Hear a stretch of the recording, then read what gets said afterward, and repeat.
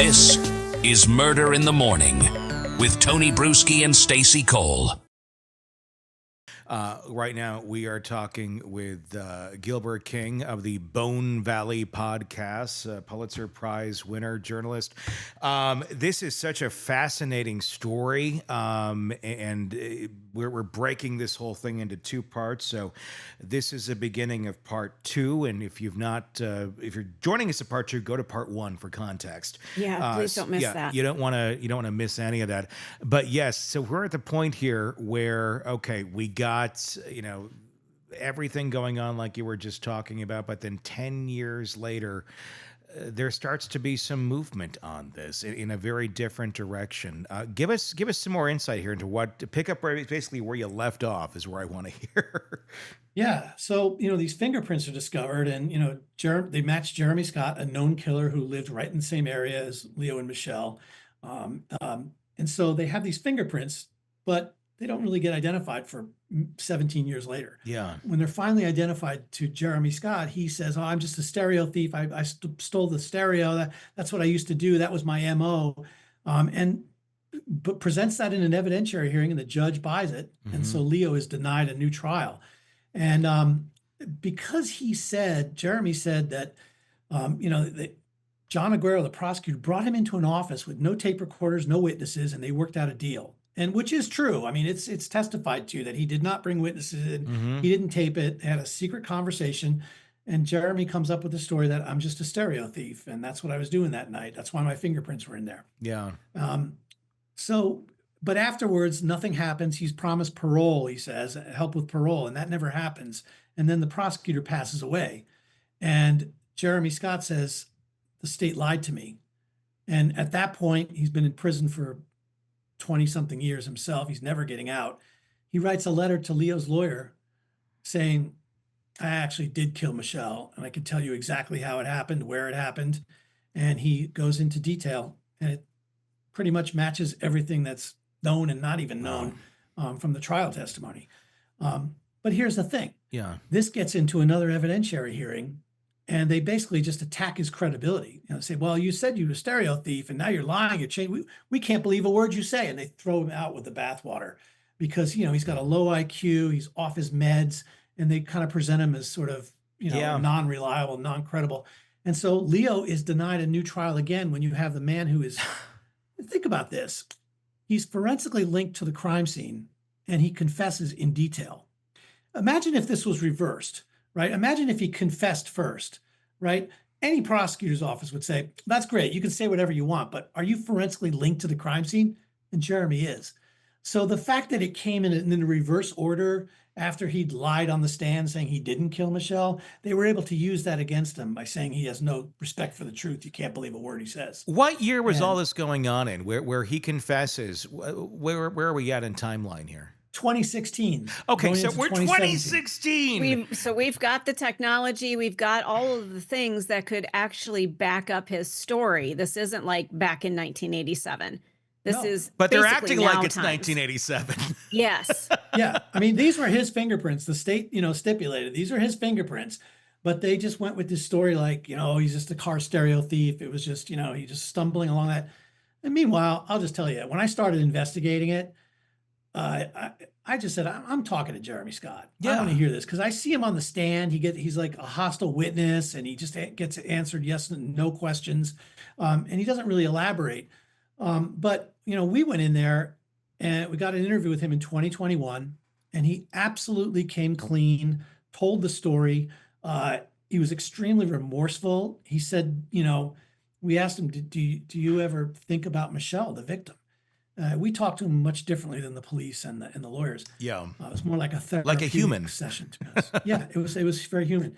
And he said, think about it all the time. Like when I go to sleep at night, I see the faces of the people I killed. Like that's my punishment, and it's a lot to bear for me. And if I can do anything to it's not going to bring Michelle back, but if her family knows that I'm the one who did this, and if it could help Leo get out of prison, like that's the only thing left that positive that I can contribute to humanity is by just being truthful about what I've done. And in truth, he confessed to another killing to me that he'd gotten away with, which completely matches. I've gone into the authorities. they've reopened the case. But like, he's being truthful. I mean, this guy he's killed 4 people and he got away with 3 of them. It was his 4th one in 1988 that he got caught and imprisoned for life. And he has a conscience. And, it's interesting. Leo goes up for parole every couple of years. And, he's been a model inmate. He's a leader in the prison. He's got, a theological degree. He's a pastor. But they keep holding him back because he hasn't shown any remorse. He hasn't apologized for killing Michelle. He didn't do it. Right. It's like what's going on with the Menendez brothers to a certain extent, where it's like, show remorse, say you did it, say you lied. It's like, well, they were sexually abused by this monster for all these years. What do you want them to say? It's the same. It's someone who's completely removed from the case itself that just wants their own ego stroked. Of just saying, yeah, that's so yeah, I'm sorry. Continue on. No, it's absolutely laziness, like, to protect a conviction. And, it just so happens that John Aguirre, the prosecutor, is the man that sent Leo Schofield to prison. He's also the man that sent Jeremy Scott to prison. Yeah. So he's in charge of the investigation into Jeremy Scott. He shuts it down like on day one. Of course he would, doesn't want that. And so, like, that's what this case is really about. It's about the state attorney's office protecting that conviction. And I don't think anybody who listens to season 2, when we really spend a lot of time with Jeremy, in fact, there's a moment in season 2 where I'm speaking to Jeremy constantly now. He says, you're my only friend, Mr. King. I'll help you, you help me, and I send him some stamps, and he writes his confessions and he tells me all about his life. And honestly, this guy's more credible than the state attorney's office, in my opinion. Yeah. He's speaking the truth.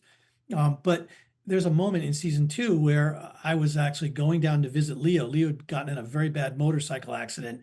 He was released on parole last year. I think largely due to the fact that our podcast had reached so many people, they just stopped fighting it. So they said, just let him out, let the case die, right? So Leo was, living in a halfway house, rides a motorcycle just like he did back in the 80s. And he got in a serious motorcycle accident. Some woman pulled out in front of him. He was giving his daughter Ashley a ride, and they both hit on at high speed. God. Broke his pelvis. They both broke their pelvis, many, many bones in their body. Fortunately, no head injuries. So I was down there visiting him about a month after the accident, and who calls me while I'm in there is Jeremy Scott. Oh, dear. Yeah. And I was like, and Jeremy had written letters to me saying, I hope the day can come when I can sit down with Leo and tell him I'm sorry for what I did to his wife and sorry about what happened. And, I really believed he was sincere about it. He would get very emotional about that. He had a great deal of respect for Leo. Leo in return has always been like the only person showing any empathy for Jeremy Scott, because the state just treated him like a maniac and a liar. And how ironic. Yeah. And Leo, because of his background, said, like, Jeremy's part of my story. I believe that he's the person who killed my wife, and I can't live with this bitterness unless I can learn to forgive him. And so, but, he doesn't know if he can actually do it. He's prayed about it, but, he's still kind of upset about this, obviously. Of course. And so I have the phone. I said, Leo, I got Jeremy. You're not going to believe this. It's Jeremy on the phone. Should I take it? And he's like, yeah. And so I talked to Jeremy. I said, Jeremy, I'm visiting with Leo. Do you guys want to talk? And they both said yes. And wow. Put him on the phone. I won't go into too much detail to spoil it for you, but, I'll just tell you that they stayed true to who they are. These are 2 men connected to that death of Michelle Schofield. These 2 men both know the truth of what happened that night. It's not reflected in the verdict. It's not reflected in the court, but you see these 2 men come together and who they are. Jeremy Scott just expresses, exactly what you'd expect. He's got remorse. He's sorry. And Leo just rises to the moment and just forgives him. And just, they talk about it. And it's like, it's sort of this, this redemption, this restorative justice that's just very raw, that's not planned. It was just a phone conversation between 2 men. And, what's remarkable about it is that Jeremy's a troubled inmate where Leo really has his life together. Mm-hmm. And Leo just guides him. He's like hearing that Jeremy's struggling in prison. He's just resorts to the mentor role that he had in prison. Like, you got to stay through it, stay through that program. You'll get out, you'll get moved here. We're thinking of you. Leo's like, my family thanks you. You did the right thing. You're a large part of the reason why I'm out of prison. And I just don't want you to live with the pain of this. You've done the right thing. And, we're thinking of you. It's just like this incredible moment. And it really just came from like treating Jeremy like a human being. Like nobody wants Jeremy to get out of prison. He does not belong out of prison. Right. But what can he do within the prison to better humanity? It's to try to relieve the suffering of the people he's hurt by telling the truth. And he's been doing that. And I don't find him lying or trying to claim credit for this stuff. He's connected to the areas where all these murders happened. He's forensically linked to 3 of the 4 murders. He's confessed to 3 of them. I mean, there's no doubt about these. He definitely killed Michelle Schofield, and he killed a cab driver, which nobody investigated until we took it from Jeremy and started corroborating a lot of the evidence. What was the Are you- motive for all of this with him? I mean, why was he killing all these people? He was what they call, in the FBI has a profile, it's called a disorganized offender, which matches Jeremy to a T if you look it up. It's like their robberies gone bad, and he's an extraordinarily violent person who's been homeless since the age of 10, in and out of foster homes, substance abuse problems. His grandfather backed over him with a car when he was a child and suffered some brain damage, Yeah. very low IQ, Yeah. extraordinarily impulsive. And so these robberies that don't turn out the way, they just accelerate into this high level of violence. There's no patterns to it. All the weapons are different, but all the scenes are basically chaotic. He just, flees the scene, steals the car, runs away, but he gets away with this 3 times until he's finally caught. So that's pretty much his MO, is just robberies gone wrong. Trying to steal Michelle's car. She panics. He pulls out a knife and stabs her. But 26 times. I mean, that's not, I'm going to stab somebody so I can just take their car and disarm them. It is a violent, I'm Well- going to destroy this person. Because if you do something 26 times, there's some rage there.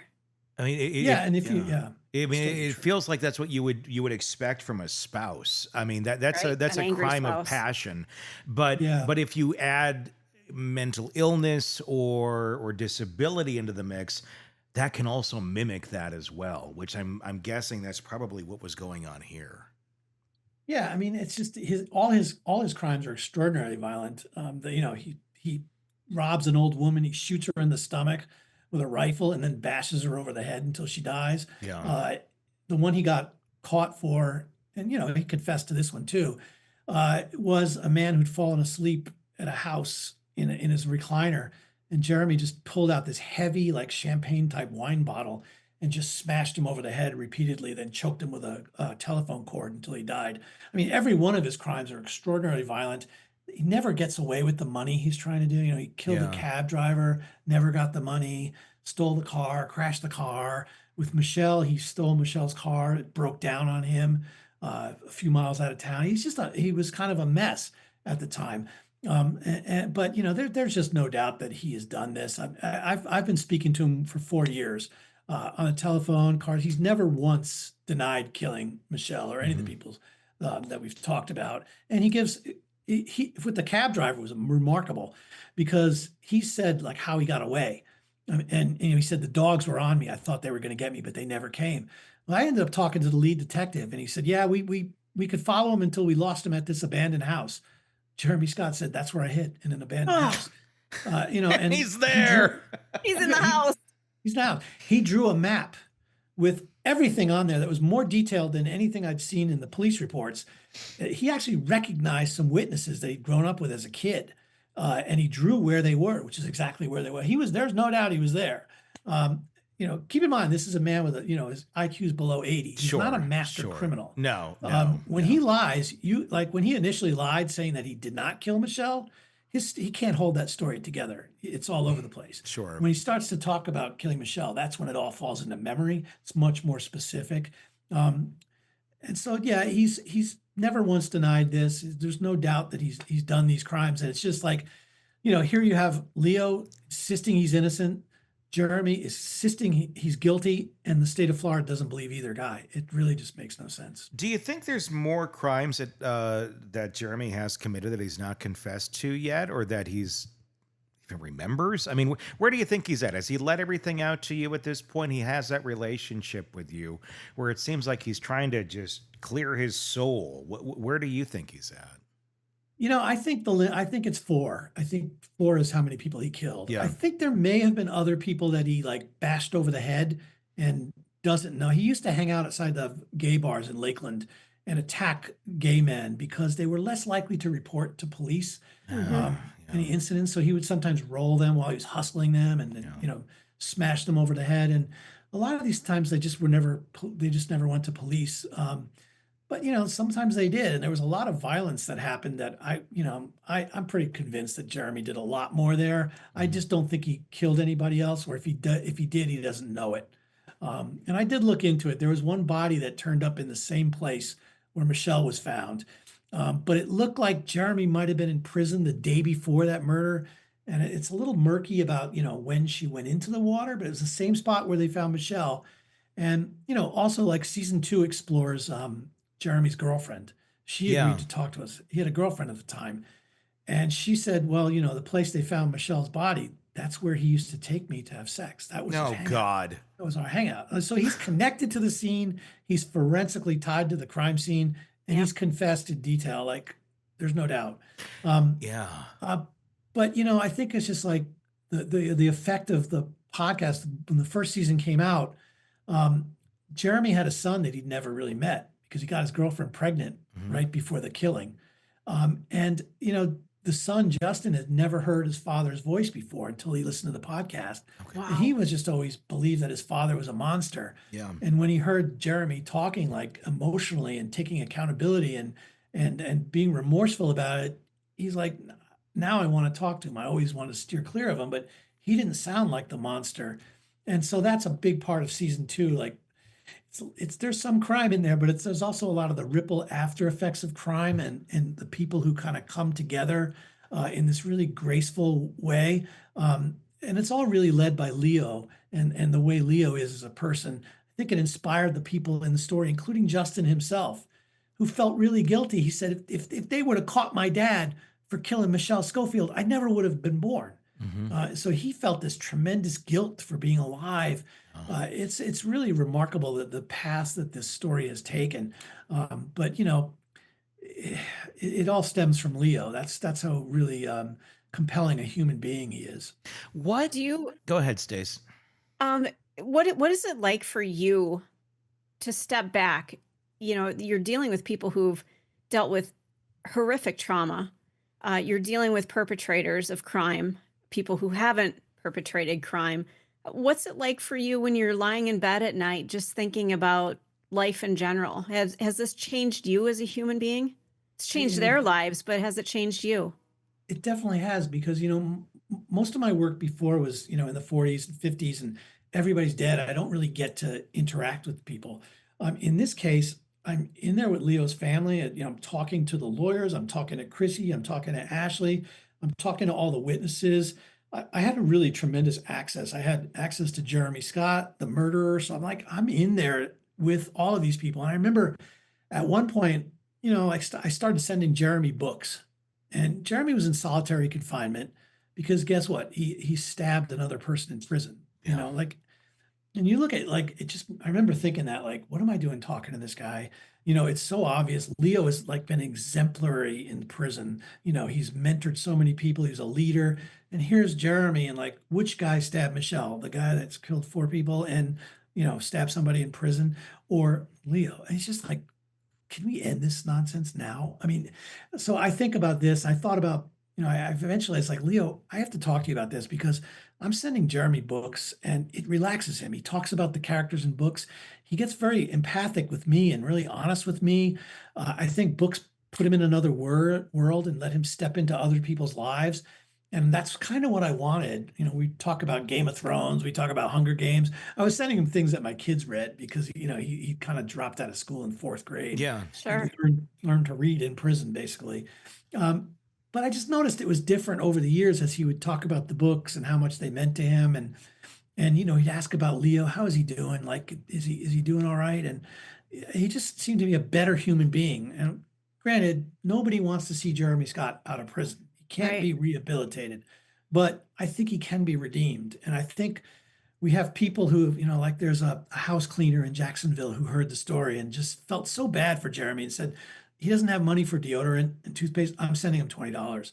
And they start this writing correspondence back and forth that leads to phone calls themselves. And she becomes like this motherly figure, getting him GED books, helping him study. And he starts revealing things about his life and becoming a more human person.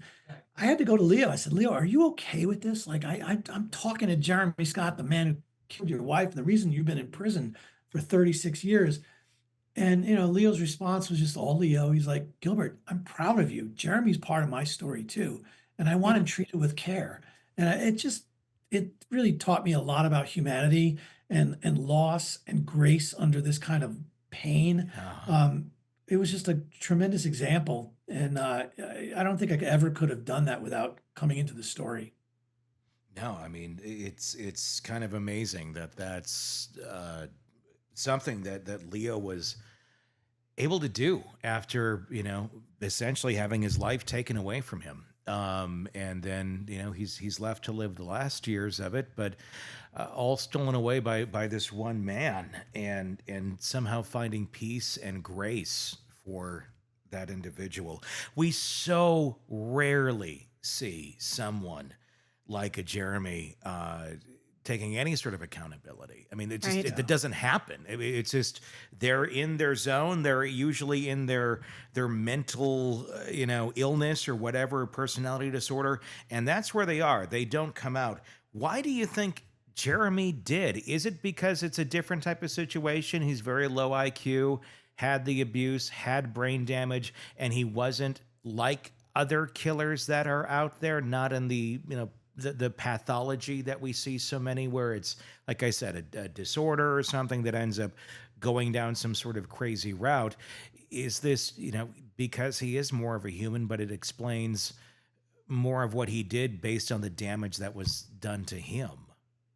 Yeah, I think he was severely abused. I mean, he was beaten. When they came time for the sentencing hearing, the family had to testify, and the abuse and the neglect that they described was just unbearable. His mother abandoned him at birth, just didn't want anything to do with him. He grew up thinking his grandparents were his parents, and his mother was floating around the scene, but he didn't know she was the mother. She wanted nothing to do with him. That kind of rejection, I think, I'm not a psychiatrist, but I think it adds something when you don't know who your father is, and your mother you learn at like age 7 that she's actually not your mother. She wants nothing to do with you. Yeah. I just think there's all sorts of trauma in there, physical abuse. I mean, I don't want to go too far into that because Jeremy doesn't make any excuses himself. No. Says, And that's kind of extraordinary about all of this. Yeah. Yeah. I mean, one of the last things he said to me is like, look, it's just one of these candid moments I had on the phone. After he and Leo had that conversation, he was standing at a kiosk at a payphone, and he was surrounded by inmates. So he was kind of careful about the words he was saying, and he didn't really want to get emotional. Yeah. He did a little bit, but he was holding back. But then he called me back a little later, and he just kind of wanted to process that. And I said, did Leo's words make a difference to you? And he goes, I got to be honest with you, it nearly broke me down talking to him. He said, just knowing that, like, I'm the reason he was in prison for 36 years. And then just to hear him free and out and riding his motorcycle, it got me real emotional. And, the way he just described it is like, I ruined that man's life. And, he has a conscience. I talked to his family members and, I said, what do you think about these confessions? And they said, his younger brother said, the Jeremy I know did have a conscience. And if he's saying that, like, I believe him. The younger brother was in prison himself. And he said, this stuff wears on you. And as you start getting older, it starts to take even a greater toll on you. And, Jeremy described that, he says, like, I go to bed seeing the faces of the people I killed every night. It's my punishment, it's torture.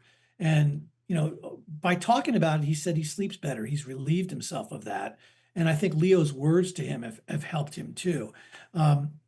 It's a very strange situation. I'll just sort of say this, when I don't have much experience with this, but I've had it a few times talking to people who have killed before, and they'll kind of tell the story of it. They'll get you right up to the point of the murder, and then it starts like the aftermath of the murder. They don't like to actually go there. And you saw that with the Murdaugh trial. The judge said the same thing.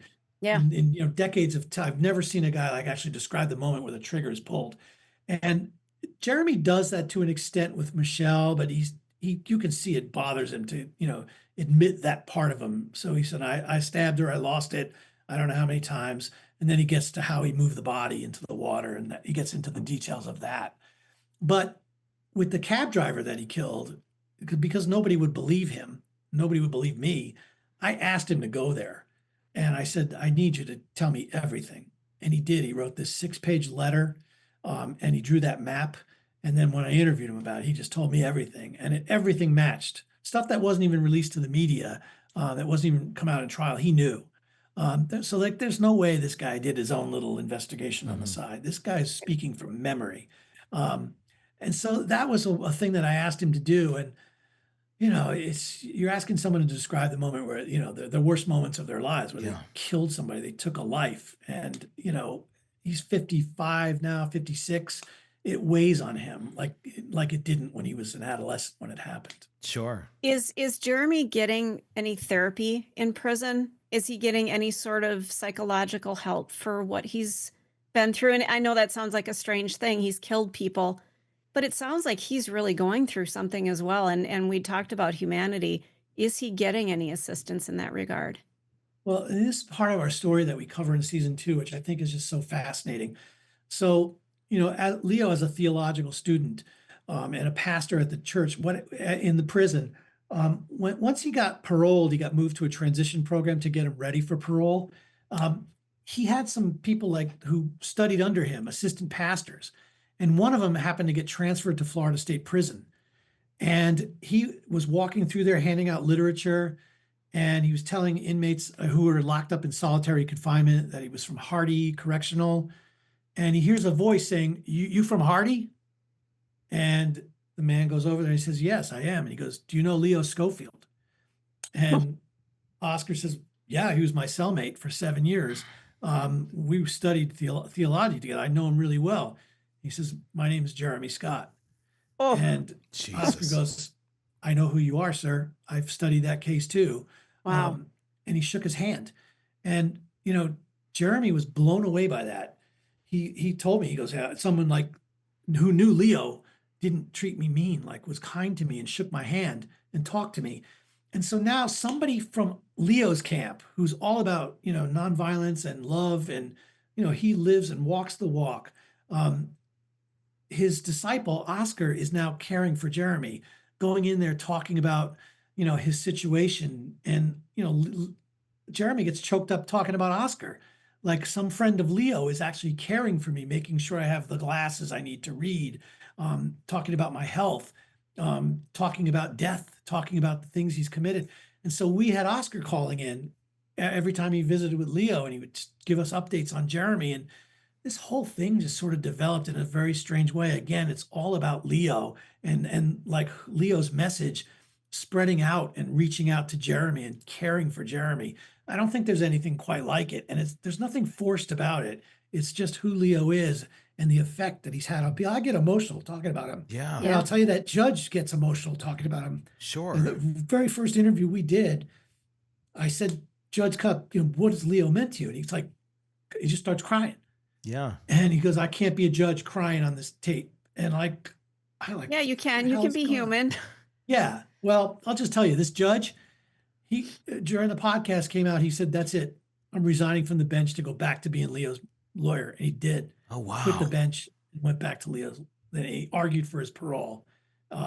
So, yeah, people walk the walk. And I think it's all about Leo and believing in Leo. That's how he's been able to stay married for so long, because he is the truth and he lives the truth. And his truth and his goodwill is so strong that it's basically helped another family, Jeremy's family, rally around Jeremy for doing the right thing. So, wow. It's an humanity. incredible story of, humanity, redemption, and grace in some of the most difficult and mentally, almost impossible moments of some people's life. And what an amazing story it is.